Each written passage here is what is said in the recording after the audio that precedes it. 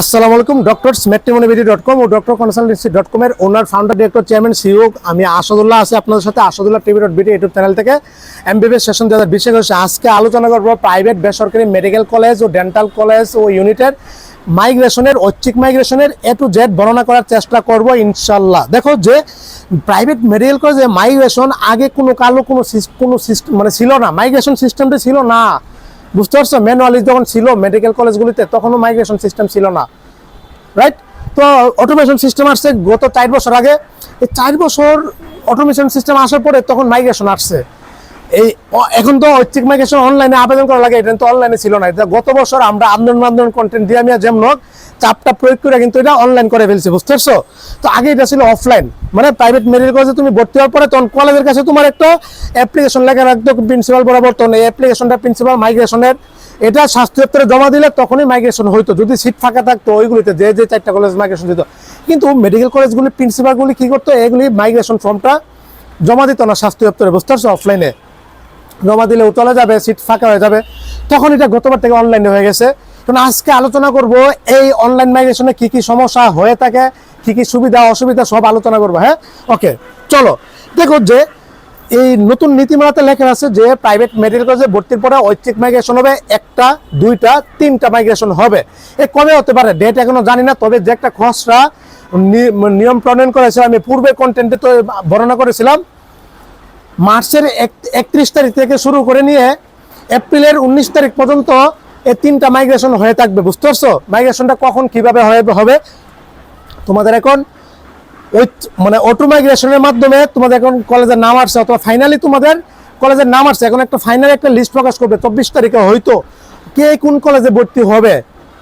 মূলত এখন যা যা রেজাল্ট পাইছো এটা ফাইনাল ধরে রাখো, তারপর একটা ফাইনাল লিস্ট প্রকাশ করবে কে কে ফাইনালি কোন কোন মেডিকেল কলেজে ভর্তি হবে, অথবা লিস্ট প্রকাশ নাও করতে পারে, সমস্যা নাই। কিন্তু একটা প্রজ্ঞাপন জারি করবে কয় তারিখ থেকে কয় তারিখ পর্যন্ত ভর্তি, এবং একটা নোটিশ তৈরি করবে ভর্তি শেষ কবে, ভর্তি শুরু কবে থেকে কি, এটা একটা প্রজ্ঞাপন জারি করবে, বুঝতে পারছো? কোন কোন সিস্টেমে ভর্তি হবা, ভর্তির সময় এটা জারি করার পরে ওই সময়ের মধ্যে তোমার ভর্তি হয়ে যেতে হবে, নির্দিষ্ট সময়ের মধ্যে 1 লক্ষ টাকা দিয়ে ভর্তি হবা। ভর্তি হওয়ার পরেই কেউ যদি চাও যে না আমার পছন্দ করে যাইসা পড়ছে, আমি এটা তার মাইগ্রেশন করাবো না, ঐচ্ছিক মাইগ্রেশন মানে সৈত্য মাইগ্রেশন, ওকে ফাইন, 60% টাকা 12,74,000 টাকা দিয়ে ভর্তি হয়ে যাও, কোনো সমস্যা নাই। আর যদি বলো যে না আমি এখান থেকে চলে যাব, মাইগ্রেশন করবো ঐচ্ছিক মাইগ্রেশন, ঠিক আছে, তাহলে 1 লক্ষ টাকা দিয়ে ভর্তি হবা এট ফার্স্ট। ভর্তি হওয়ার পরে কলেজকে তুমি বলবা যে কলেজের কাছে অ্যাপ্লিকেশন করবা, অথবা কলেজকে বলবা ভর্তির সময় তুমি মাইগ্রেশন করবা। তখন তোমার মাইগ্রেশনের যদি ওনারা অ্যাক্টিভ করে তবেই তুমি অনলাইনে মাইগ্রেশন আবেদন করতে পারবা। কিভাবে অনলাইনে করা লাগে, কোন সিস্টেমে কোনটা করলে মাইগ্রেশনে বাতিল হয়ে যাবে, এগুলি পরে হাতে কলমে দেখিয়ে দিব।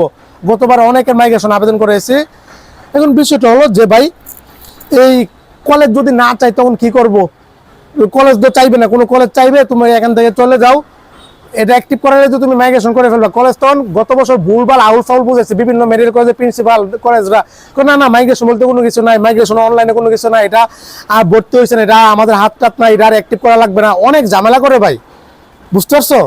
তবে এবার মনে হচ্ছে কেন তো কিছু কলেজ ঝামেলা করবে, কি কি করছে সব জানি, সব হিস্ট্রি আমার মেমোরিতে আছে, বুঝতে পারছো?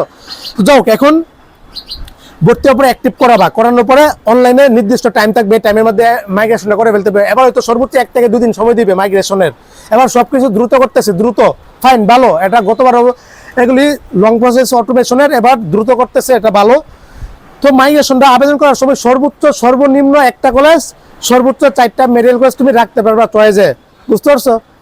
কোনগুলি রাখবা, যেগুলি তোমার পছন্দ রাখো। মাইগ্রেশন যদি ওইগুলিতে সিট ফাঁকা থাকে তবে মাইগ্রেশন হবে। মাইগ্রেশন হলে কলেজ থেকে তোমার 1 লক্ষ টাকাও দিয়ে দিবে, কাগজপত্র দিয়ে দিবে, আবার নির্দিষ্ট ডেট দিবে কাদের মাইগ্রেশন হচ্ছে, লিস্ট প্রকাশ করবে।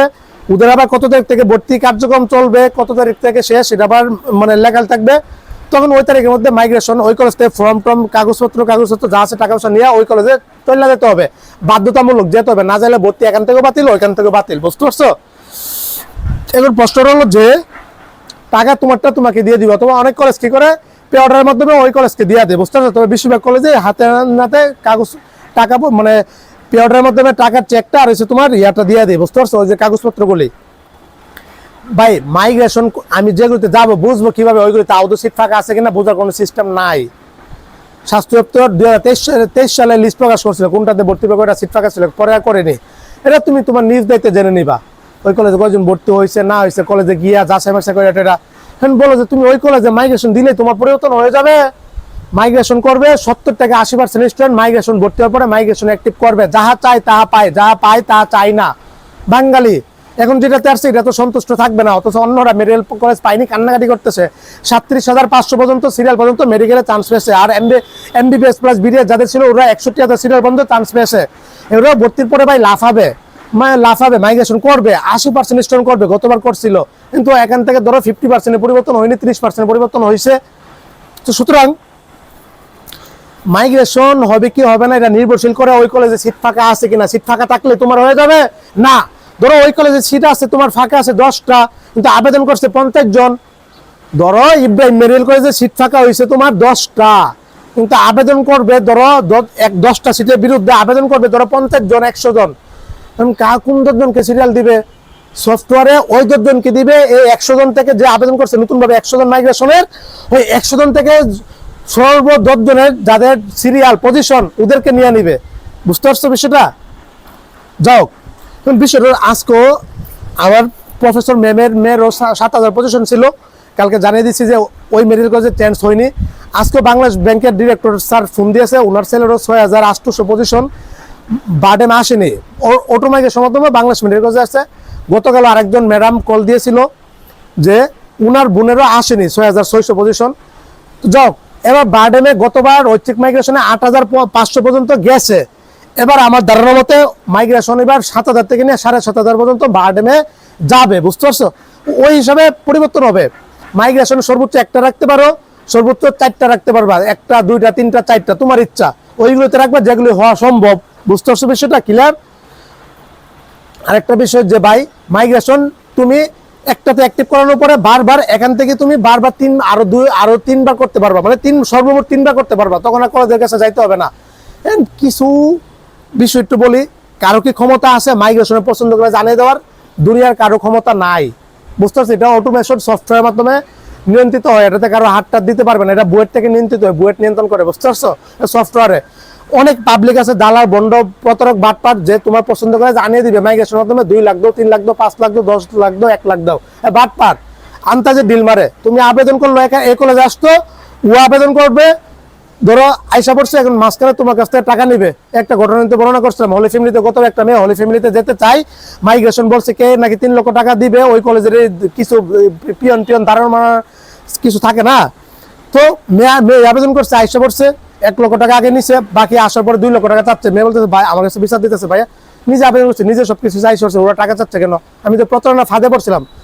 কারো হাত নাই, তুমি নিজে আবেদন করো, না আসলে চুপচাপ বসে থাকো, তারপরে দ্বিতীয় তৃতীয়বার ট্রাই করো। বুঝতে পারছো? নাও যদি ওইখানে আসো, যেখানে আসো এখানে পরে থাকো, মাইগ্রেশন কারো হাত নাই, এগুলি প্রতারণার শিকার হবে না।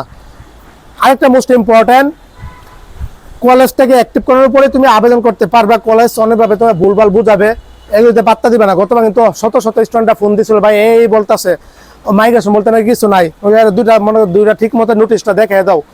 যাও আরেকটা যে বিষয়, গতবার 3টা মাইগ্রেশন দিয়েছিল, 1টা 2টা, হ্যাঁ রাইট, বাদ দিলাম। 2 নাম্বার মাইগ্রেশনের ঘটনা চরম লেভেলের একটা ঘটনা ঘটছিল, কি বলবো বলি।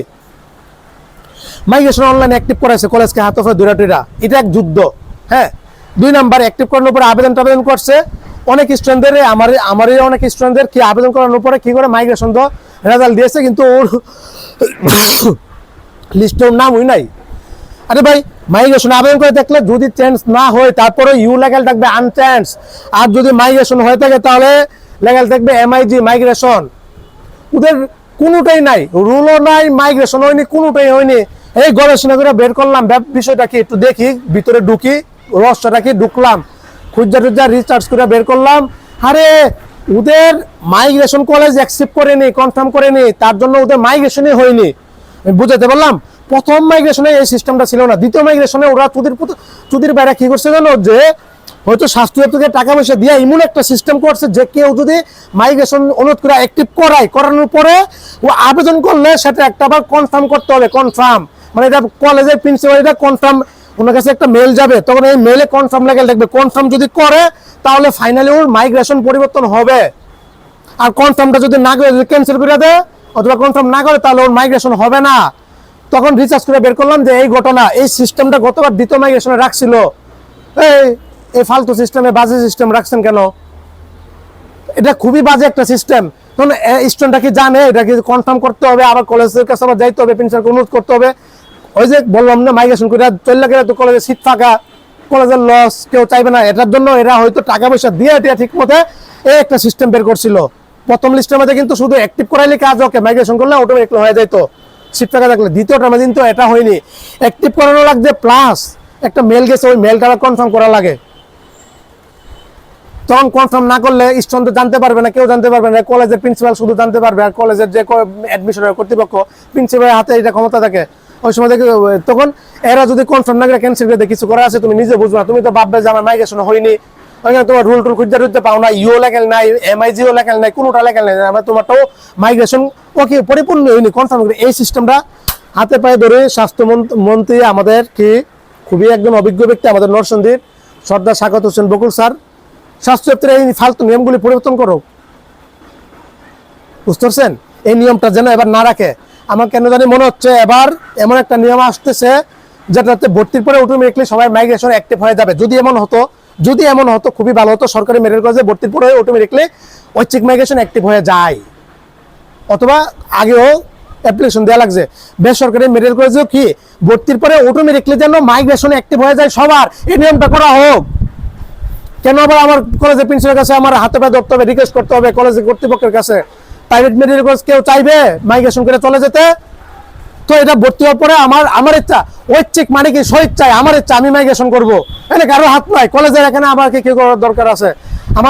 আমার ইচ্ছা, আমার যেখানে ভাই 6 বছর একজন স্টুডেন্ট পড়বে, ওর পছন্দ হতে হবে ক্যাম্পাসটা, ওর পরিবেশ ভালো থাকতে হবে, এখানে মানে নিতে হবে। মেডিকেল এডমিশন আমরা গত কয়েক মাসে দেখছি অজস্র অগণিত স্টুডেন্ট প্রায় 10 জনের মতো আত্মহত্যা করেছে। কেন? এখানে মানে নিতে পারতেছে না, এখানে চাপ, এখানে ইচ্ছা করে সাপ্লি দেয়, ইচ্ছা করে ফেল করায়।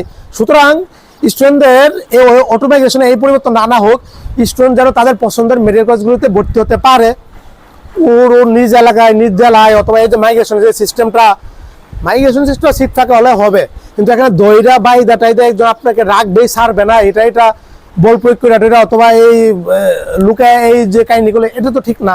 ঐচ্ছিক মানে স্বইচ্ছায় আমার যেখানে ইচ্ছা সেখানে আমি যাবো, যদি সিট থাকা থাকে আমি আমার ট্রাইগুলি চেষ্টাগুলি করবো, স্বাভাবিক, এর নিয়ম আছে, করবেন। সুতরাং অনুরোধ, এবার ভর্তি পরে জন্য অটোমেটিকলি মাইগ্রেশন অ্যাক্টিভ হয়ে যায়। অ্যাক্টিভ হলে 3 বার অটোমেটিকলি মাইগ্রেশন করতে হবে, তখন আর 3 বার আমার কলেজের কাছে যাইতে হবে না, দৌড়াইতে হবে না, কলেজের হাতে পা ধরতে হবে না, বুঝতে পারছেন? এই সিস্টেমটা করা হোক, এটা মাইগ্রেশনের মেইন সমস্যা রয়েছে এটা।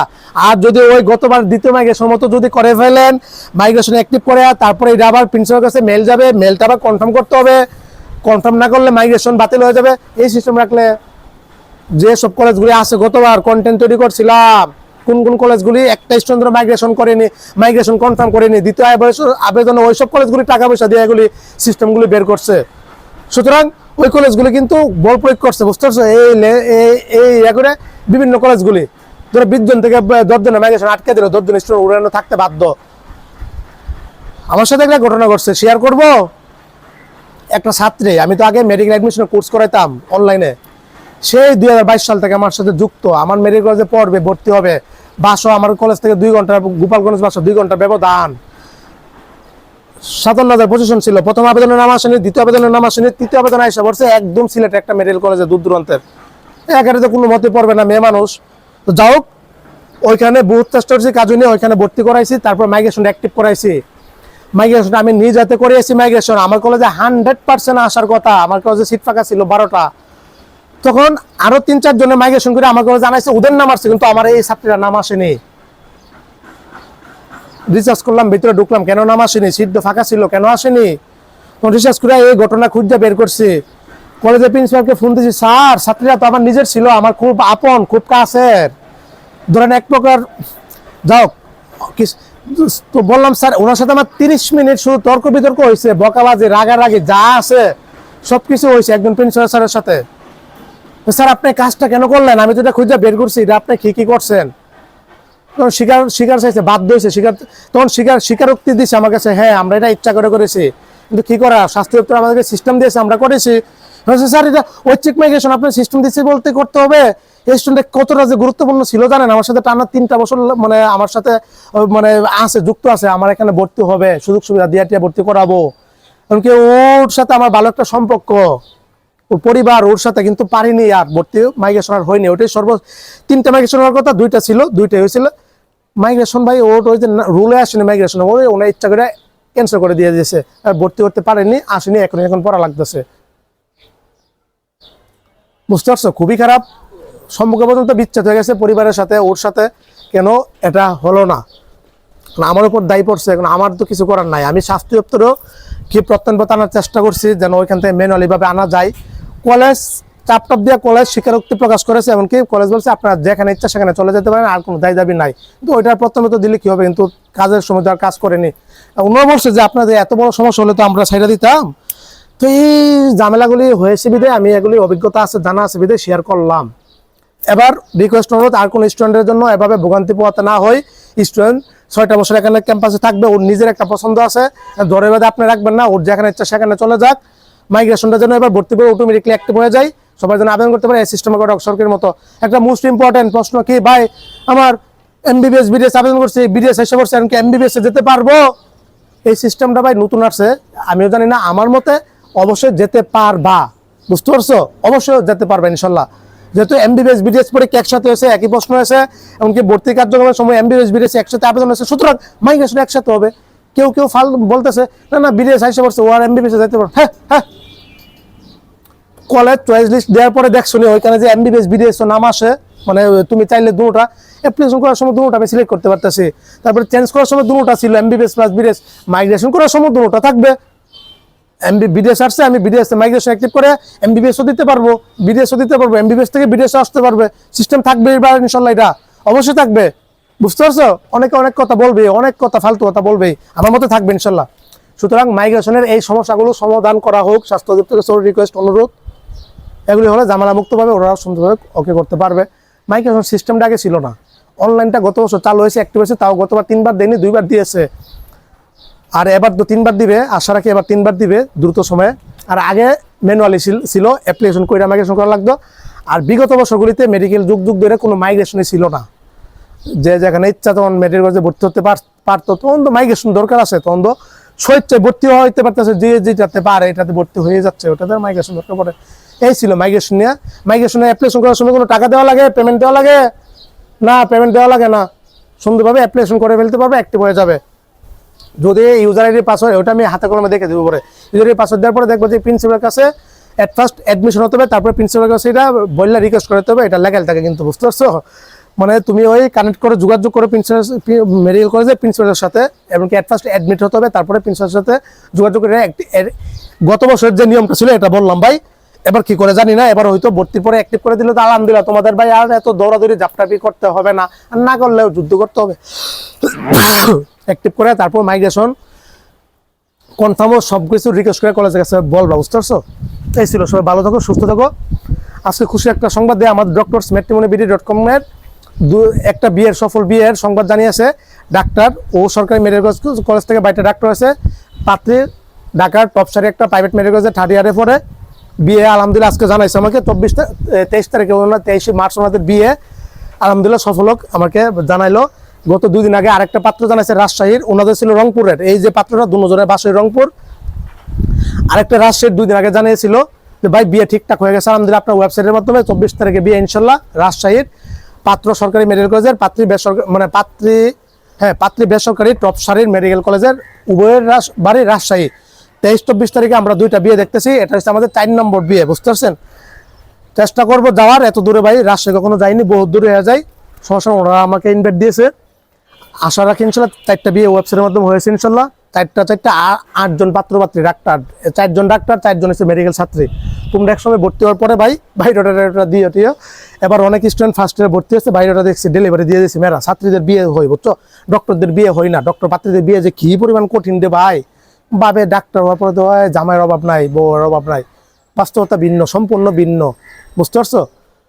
সব ছাত্রীদের বিয়ে হয়, কিন্তু ডাক্তার হয়ে লইছে FCPS, BCS, ক্যাডার, ডাক্তার, পাত্রী, কিন্তু বিয়ে হচ্ছে না। একটা বয়স 35, 36, 38 বছরও পাইছি আমি। কিছু করার নাই, সমাজ ব্যবস্থা ভিন্ন। এগুলি পরে আলোচনা করবো। এই ছিল। সবাই ভালো থাকো, সুস্থ থাকো। আগামীকাল হয়তো ইনশাল্লাহ নরসিংদী চলে যাবো, ঢাকাতে আছি। পুরো ঢাকা শহর ফাঁকা হয়ে গেছে। বুঝতে পারছো? এই ছিল। আসসালামু আলাইকুম ওয়া রাহমাতুল্লাহি ওয়া বারাকাতুহু।